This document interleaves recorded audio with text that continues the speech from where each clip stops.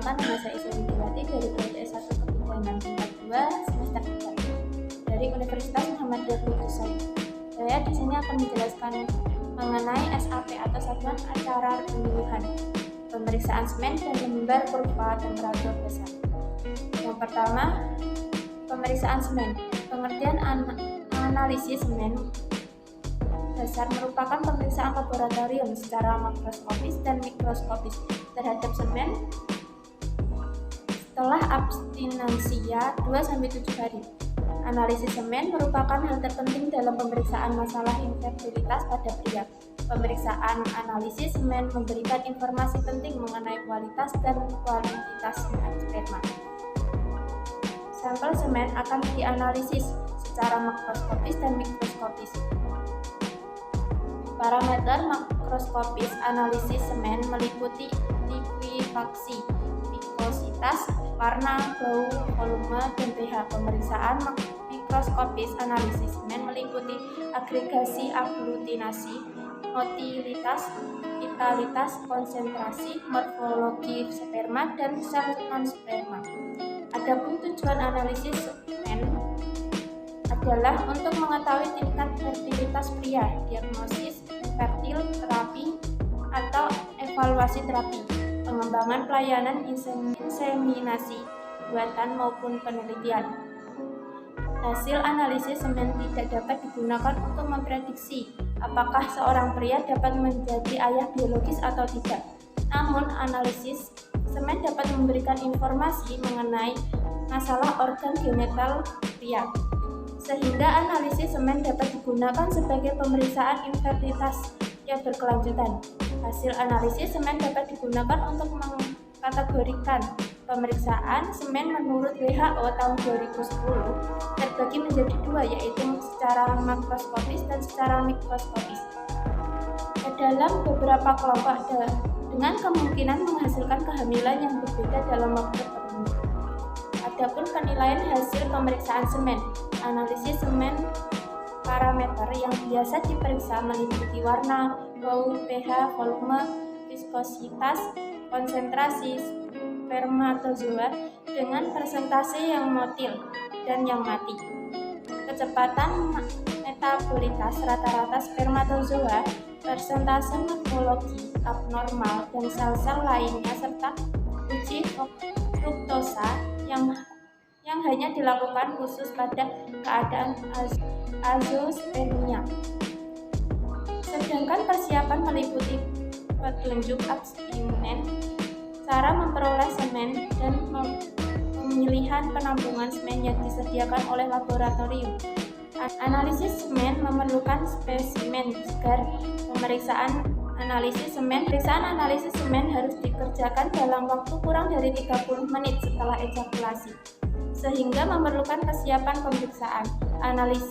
Analisis semen juga memerlukan persiapan khusus pasien untuk mendapatkan spesimen yang layak periksa. Hal-hal yang perlu diperiksa atau diamati dalam analisis semen adalah keadaan makroskopis meliputi warna, volume, bau, pH, dan viskositas. Sedangkan faktor mikroskopis meliputi jumlah spermatozoa per mililiter, motilitas spermatozoa, kecepatan morfologi spermatozoa, sel-sel muda, eritrosit, leukosit, aglutinasi. Nah, selanjutnya ada pemeriksaan semen secara makroskopis meliputi warna, volume, bau, pH, viskositas, dan yang keenam likuifaksi. Yang pertama, warna. Warna normal adalah putih atau agak keruh. Kadang-kadang ditemukan juga warna kuning, kekuningan, atau merah. Warna kekuningan mungkin disebabkan karena radang saluran kencing atau abstinensi terlalu lama. Warna merah biasanya karena tercemar sel eritrosit atau hemospermi. Yang kedua, volume. Cairan semen yang ditampung diukur dengan gelas ukur dan dikatakan non-spermi. apabila volumenya normal yaitu 2-6 ml, sedangkan jumlah rata-rata 2-3,5 ml. Yang ketiga, bau. Spermatozoa mempunyai bau khas sekali. Membau tidak akan lupa lagi. Bau ini mungkin disebabkan oleh proses oksidasi dari spermi yang diproduksi oleh prostat. Semen dapat berbau busuk atau amis bila terjadi infeksi. Yang keempat, pH. Cara untuk mengetahui keasaman semen digunakan kertas pH atau lakmus. Biasanya sifatnya sedikit alkalis. Semen yang terlalu lama akan berubah pH-nya. Pada infeksi akut, kelenjar prostat pH-nya berubah menjadi di atas 8 atau menjadi 7,2. Misalnya, infeksi kronis organ-organ tadi. WHO memakai kriteria normal yang lazim yaitu 7,2 sampai 7,8. Yang kelima, viskositas. Viskositas semen diukur setelah mengalami likuifaksi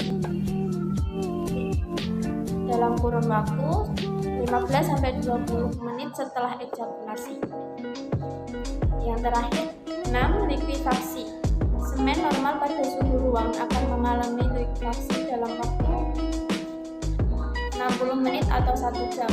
Walaupun pada umumnya sudah terjadi dalam 15 menit, pada beberapa kasus likuifaksi lengkap tidak terjadi dalam 60 menit atau 1 jam. Hal ini bisa terjadi bila mengandung granula seperti jelly atau badan gelatin yang tidak mencair, tetapi tidak memiliki makna secara klinis. Bila hal ini ditemukan, akan sangat mengganggu dalam analisis semen, sehingga perlu dibantu dengan pencairan enzimatis. Selanjutnya, definisi kurva temperatur basal. Kurva temperatur basal atau suhu badan basal adalah suhu yang diperoleh dalam keadaan istirahat dan harus diambil segera setelah bangun di pagi hari, setelah setidaknya 6 jam tidur. Tujuan pencatatan suhu basal untuk mengetahui kapan terjadinya masa subur atau ovulasi. Suhu basal tubuh diukur dengan alat yang berupa termometer basal. Termometer basal ini dapat digunakan secara oral, per vagina, atau melalui tubuh dan ditempatkan pada lokasi serta waktu yang sama selama 5 menit. Suhu normal tubuh sekitar 3,5 sampai 36 derajat Celcius.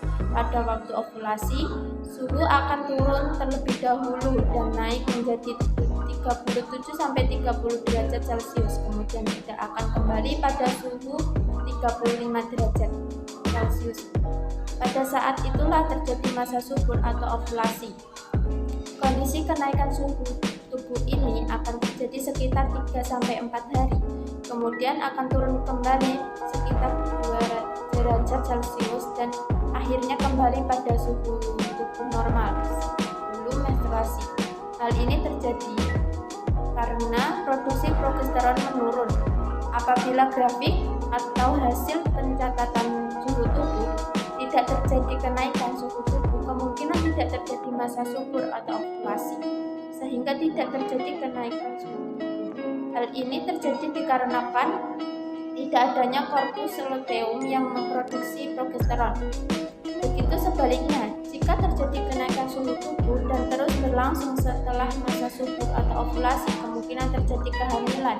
Karena bila sel telur atau ovum berhasil dibuahi, maka korpus luteum akan terus memproduksi hormon progesteron.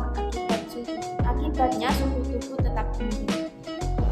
Nah, selanjutnya, manfaat kurva basal. Metode suhu basal tubuh dapat bermanfaat sebagai konsepsi maupun kontrasepsi. Sekian dari saya. Apabila ada kesalahan kata mohon dimaafkan. Wassalamualaikum warahmatullahi wabarakatuh.